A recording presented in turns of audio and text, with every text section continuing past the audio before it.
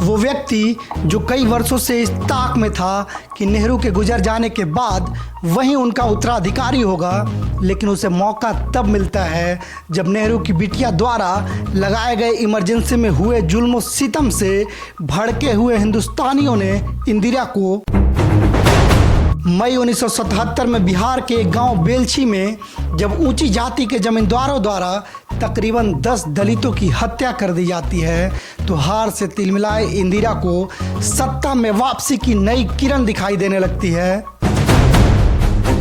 कपिल मोहन वह व्यक्ति थे जिनका ओल्ड मॉक रम की फैक्ट्री है। कपिल मोहन के रिश्ते इंदिरा गांधी परिवार या बहुत सारे पार्टियों के नेताओं के साथ थे। मोदी नगर में उन लोगों ने उनके साथ कार में बैठी एक महिला मित्र के साथ नग्न हालत में तस्वीरें खींच ली। सूर्या का वो पत्रिका ब्लैक में बिका और बाबूजी का भारत के प्रधानमंत्री बनने का ख्वाब वहीं चकनाचूर हो गया और वह राजनीतिक रूप से हाशिए पर चले गए। इसके बाद वह कभी उससे उबर नहीं पाए। नमस्ते, मेरा नाम है राजन सरकार और आप बैठकी देख रहे हैं। बरस था 1977।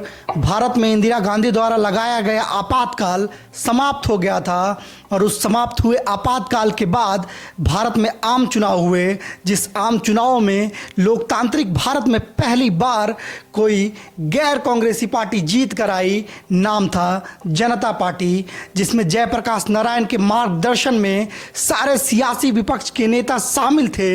जीतने के बाद सरकार के मुखिया के तौर पर एक व्यक्ति संवैधानिक शपथ लेता है जो कई वर्षों से इस ताक में था कि नेहरू के गुजर जाने के बाद वही उनका उत्तराधिकारी होगा, लेकिन उसे मौका तब मिला जब नेहरू की बिटिया के द्वारा लगाए गए इमरजेंसी में हुए जुल्म सितम से भड़के हुए हिंदुस्तानियों ने इंदिरा को चुनाव में सिरे से खारिज कर दिया।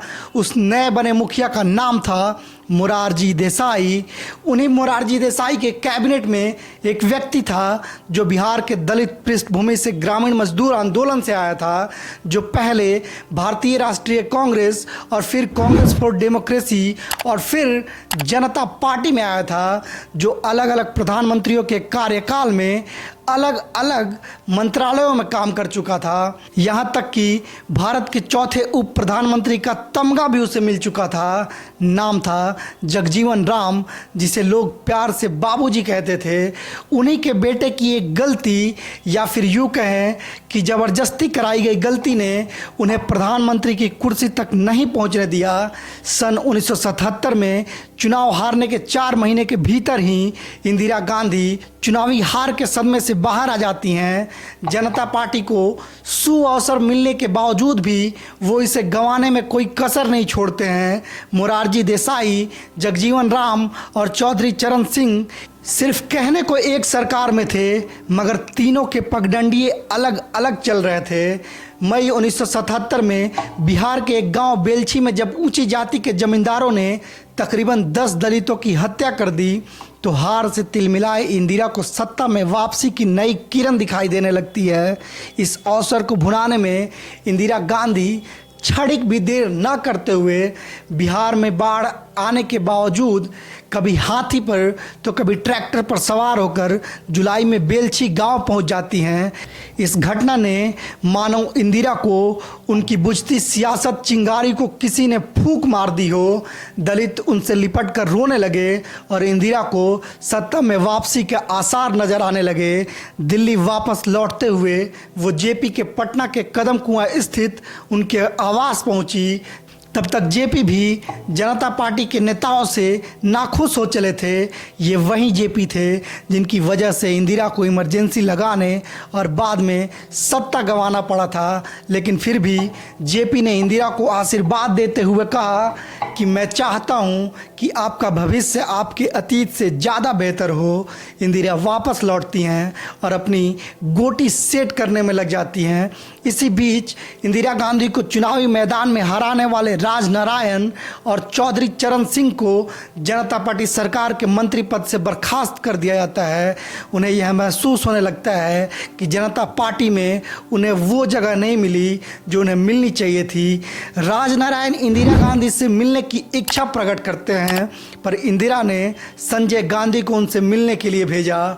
संजय गांधी राजनारायण से पहली बार कपिल मोहन के घर मिलते हैं। कपिल मोहन वह व्यक्ति थे जिनका ओल्ड मॉन्क रम का फैक्ट्री था। कपिल मोहन के रिश्ते इंदिरा गांधी परिवार या बहुत सारे पार्टी के नेताओं के साथ थे और इन दोनों की मुलाकात के लिए राजी कपिल मोहन ने ही कराया था। वहीं वो दोनों बैठकर इन लोगों ने ये तय किया कि मोरारजी देसाई को प्रधानमंत्री पद से कैसे निष्कासित किया जाए और चौधरी चरण सिंह को प्रधानमंत्री की कुर्सी पर बिठाया जाए, क्योंकि राजनारायण खुद को चौधरी चरण सिंह का हनुमान बताते थे। इसलिए चौधरी चरण सिंह के प्रति उन्हें श्रद्धावान होना जरूरी था। संजय गांधी और राजनारायण ने मिलकर यह निर्णय लिया कि पहला कदम होगा बाबू जगजीवन राम को सियासी किनारे लगाना। इंदिरा गांधी और चौधरी चरण सिंह दोनों को पता था कि मोरारजी देसाई के इस्तीफे के बाद बाबू जगजीवन राम प्रधानमंत्री पद के दावेदार हो सकते हैं। 21 अगस्त 1978 को मोहन नगर में मोहन मिकन्स के कारखाने के बाहर एक कार एक्सीडेंट होता है।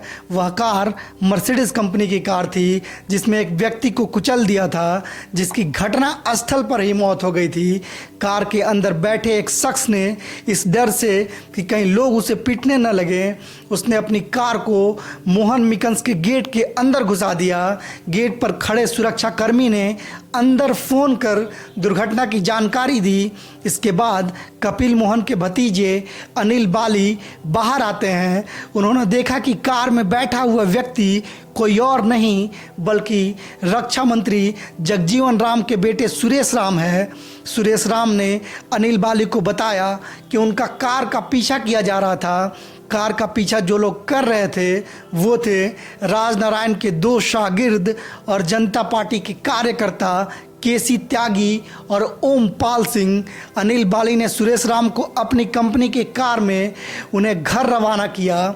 अगले दिन सुरेश राम ने कश्मीरी गेट थाने में एक एफआईआर दर्ज कराते हैं, जिसमें उन्होंने अनिल बाली को बताई कहानी से इतर कहानी पेश की। उन्होंने कहा कि 20 अगस्त को दर्जन भर लोगों ने उनका अपहरण कर लिया।